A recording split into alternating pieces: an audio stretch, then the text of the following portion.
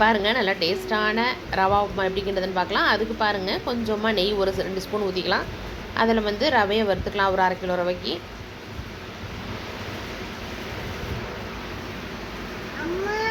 நெய்யில் வந்து நம்ம ரவையை போட்டு வறுத்துருவோம். லைட்டாக கலர் மாறணும்,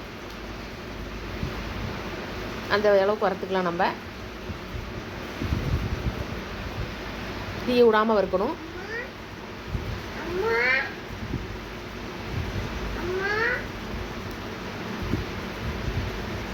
ரவையை பாருங்கள் வறுத்தாச்சு.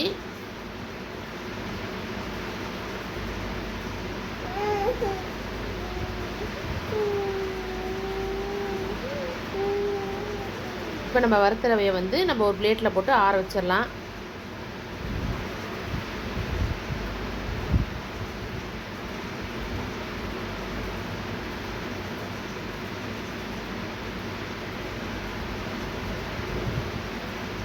ஏற்றி வச்சு ரொம்ப அனல் கொடுத்து வறுக்கக்கூடாது, அதனால் சிம்லேயே வறுக்கணும்.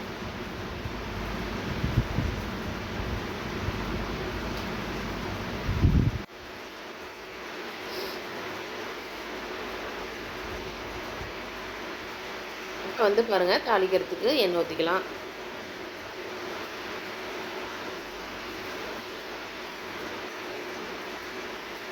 கடுகு, ஜீரகம்,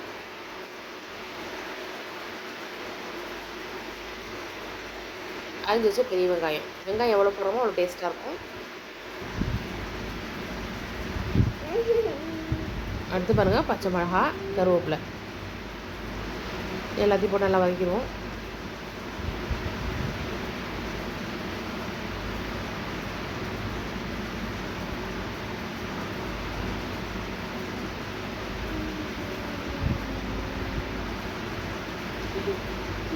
பாருங்கள் வெங்காயம் எல்லாம் வதங்கிடுச்சு. இப்போ நம்ம வந்து அரிஞ்சு வச்ச தக்காளி பழம் சேர்த்துடலாம். 2 தக்காளி.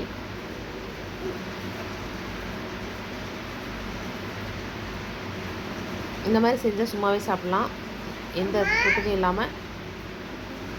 அடுத்து பாருங்கள் தேவையான உப்பு சேர்த்துடலாம். இப்போ தண்ணி ஊற்றிக்கலாம். ஒரு 3 பங்கு தண்ணி ஊற்றிக்கலாம். இப்போ பாருங்கள் லைட்டாக அப்படியே கொதி வரும்போது ரவையை சேர்த்துருவோம். இப்போ பாருங்கள் நல்லா கிளறி விட்டு இப்போ நம்ம தண்ணி இருக்கும்போதே மூடி போட்டுருவோம்.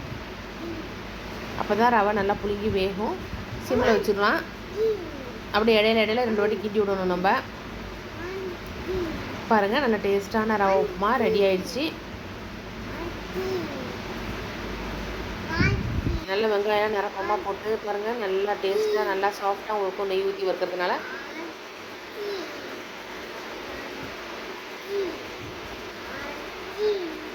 உங்களுக்கு வீடியோ பிடிச்சிருந்தா லைக் பண்ணுங்கள், ஷேர் பண்ணுங்கள், கமெண்ட் பண்ணுங்கள், மறக்காமல் சப்ஸ்கிரைப் பண்ணுங்கள்.